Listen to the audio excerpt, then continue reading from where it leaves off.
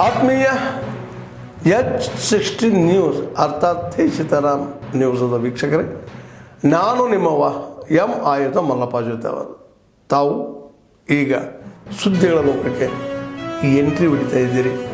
ಈ ಸುದ್ದಿಗಳನ್ನು ಪ್ರತಿಯೊಂದು ನೋಡೋ ಜೊತೆಗೆ ನಿಮ್ಮ ಅಭಿಪ್ರಾಯಗಳನ್ನು ಹಚ್ತಾ ಇರಿ. ಯಾಕಂದರೆ ಈ ಸುದ್ದಿಗಳು ನಿಮಗಾಗಿ, ನಿಮ್ಮ ಬದುಕಿಗಾಗಿ, ನಿಮ್ಮ ವೈಚಾರಿಕೆಗಾಗಿ, ನಿಮ್ಮ ತಿಳುವಳಿಕೆಗಾಗಿಯೂ ನಿಮಗೂ ಗೊತ್ತು. ಜೊತೆಗೆ ನಮಗೂ ನಿಮ್ಮೊಂದಿಗೆ ಇದೊಂದು ಮಾತಾಡುವಂಥ ಜೊತೆಗೆ ಸುದ್ದಿಗಳನ್ನು ಬಿಡುವಂಥ ಕೆಲಸ. ಈ ಕೆಲಸದಲ್ಲಿ ನಾವು ನಿಮ್ಮೊಂದಿಗಿದ್ದೀವಿ ಅಂತ ಹೇಳ್ತಾ ನೋಡ್ತಾ ಇರಿ ಸುದ್ದಿಗಳನ್ನು. भारत में जो चुनावी प्रक्रिया है, इसमें हस्तक्षेप करने के लिए इस्तेमाल किया जा रहा था और ऐसा क्यों किया जाना चाहिए। अब थोड़ा पीछे चलते हैं। लोकसभा के चुनाव से पहले भी आदरणीय प्रधानमंत्री श्री नरेंद्र मोदी जी ने तमाम देश प्रेमी पत्रकारों ने, कई संगठनों ने ये बात उठाई और बड़ी जिम्मेदारी से उठाई कि ये विदेशी शक्तियां जो हैं ये भारत की चुनावी प्रक्रिया में हस्तक्षेप करती हैं और हस्तक्षेप ये सोच के करती हैं कि कैसे देश का गौरव, विश्व के सर्वोच्च लोकप्रिय नेता नरेंद्र मोदी जी को हटाया जाए। तो सबसे पहले तो चिंताजनक ये क्यों है, मैं इस पे आपका ध्यान आकर्षित करता हूं। India is an independent sovereign nation. संप्रभुता भारत की हमारे अंदरूनी मामले में कोई विदेशी ताकत क्यों हस्तक्षेप करेगी। Rights of the leader, in their welfare, his welfare. This is the Indian wisdom of ages, but about duty. It is not about authority, but about service. This is the foundation of the school of ultimate leadership.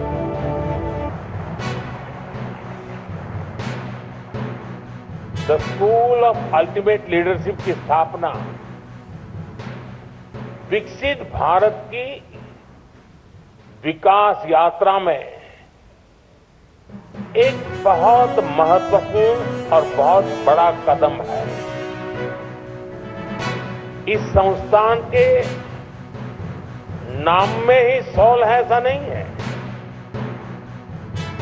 ये भारत की social life की sol बनने वाला है और हम लोग जिससे भली भांति परिचित है,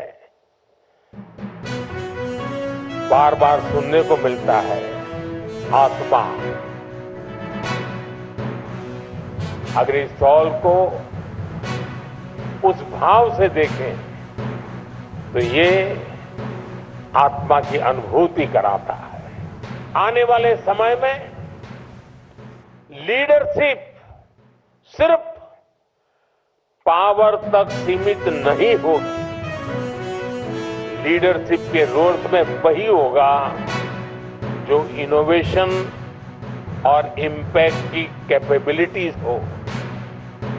देश के इंडिविजुअल्स को इस नीड के हिसाब से इमर्ज होना पड़ेगा। सॉल्व इन इंडिविजुअल्स में क्रिटिकल थिंकिंग, रिस्क टेकिंग और सॉल्यूशन ड्रिवन माइंडसेट डेवलप करने वाला इंस्टीट्यूशन होगा।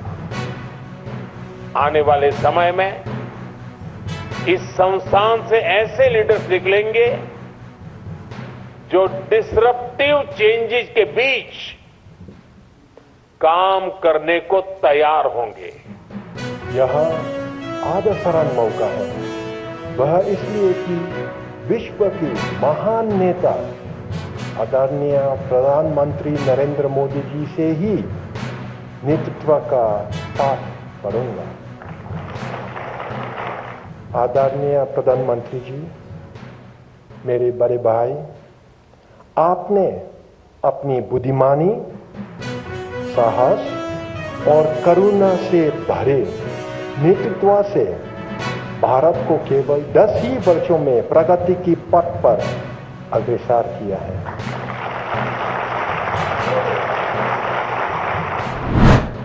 लोकमान्य तिलक जी की गीता रहस्य का जिक्र किया।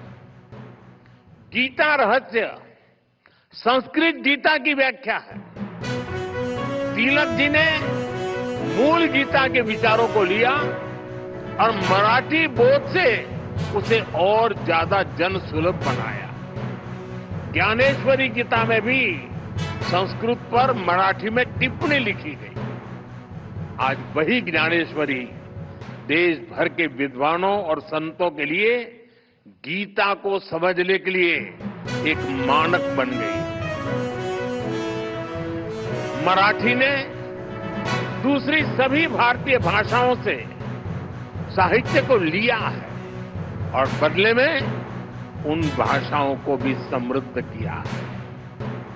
जैसे कि भार्गव राम विठ्ठल बरेकर जैसे मराठी साहित्यकारों ने आनंद मठ जैसी कृतियों का मराठी अनुवाद किया।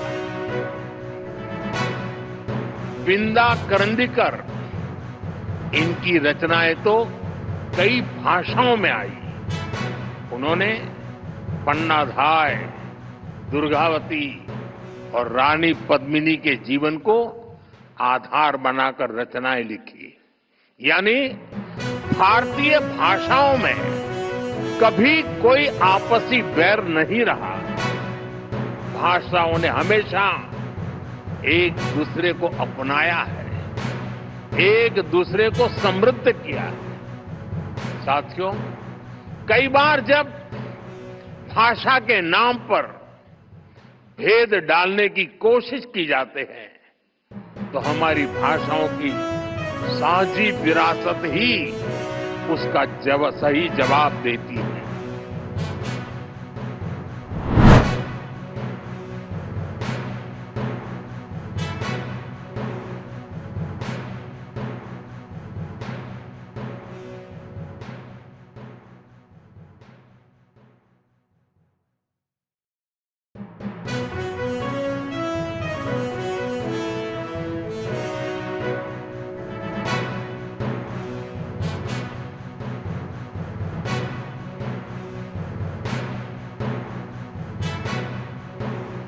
ಸರ್ಕಾರಿ ಆಸ್ಪತ್ರೆಗಳಲ್ಲಿ ಔಷಧಿಗಳ ಕೊರತೆ ಮತ್ತು ಕಳಪೆ ಔಷಧಿಗಳ ಬಳಕೆ ಜೊತೆಗೆ ಶಿಶುಗಳ ಮರಣ